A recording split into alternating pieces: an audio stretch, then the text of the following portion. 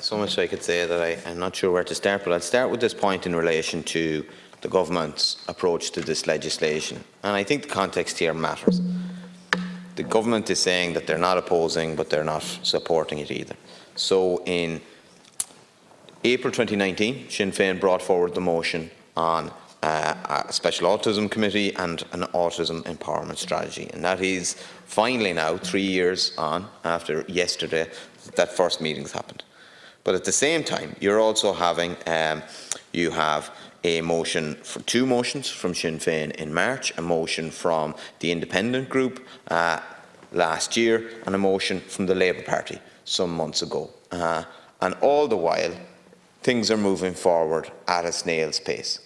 So, and I want to commend the work done by Deputy Ó in relation to this bill.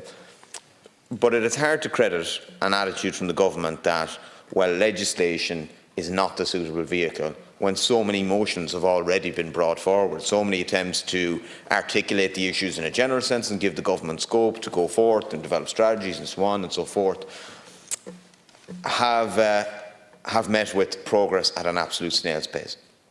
The other point I'd make in relation to it is not the case that legislation in general terms is unsuitable for dealing with the various challenges and the various resource needs that accompany autism. Because it is the case that 70 miles up the road in the north, an autism bill has been passed. In many other jurisdictions across the EU, an autism bill has been passed. So there is nothing to say that legislation is not a suitable place to deal with these issues.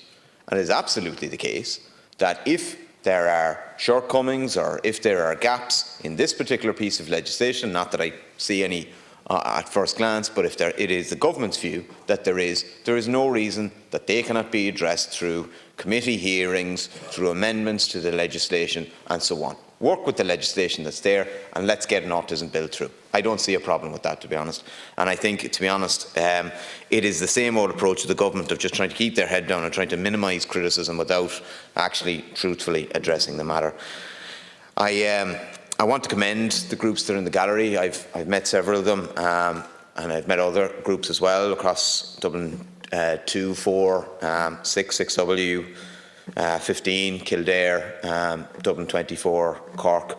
But there are many other groups beyond that as well, and I want to commend, I suppose, the national groups as well, the likes of As I Am, Inclusion Ireland, and FUSS Ireland. But one of the points of frustration that both they and others articulate is the fact that if they weren't there, what would be in those areas? There's not enough in those areas, not anywhere like it. But if those groups weren't there, what would be in those communities by way of school places, by way of therapies and so on?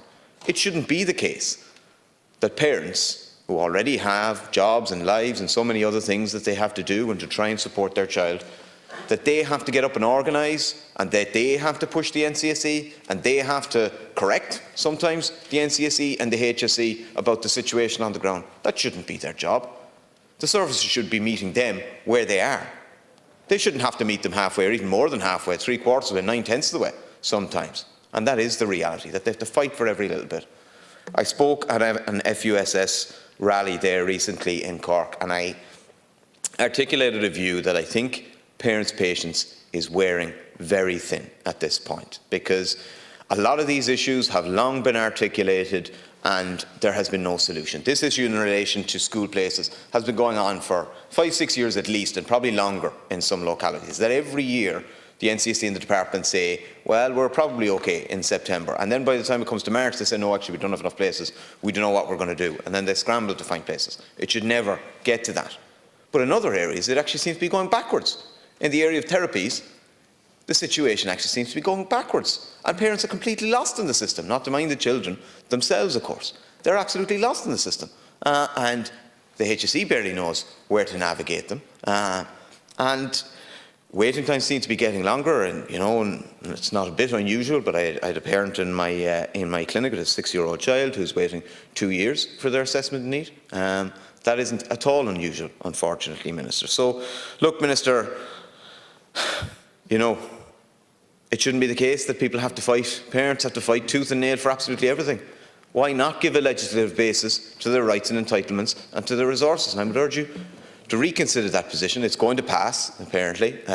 So I think that that's a positive, but I hope that you will clarify your philosophy for by the time it gets to committee and you actually actively engage with it and try and get it through and progress it.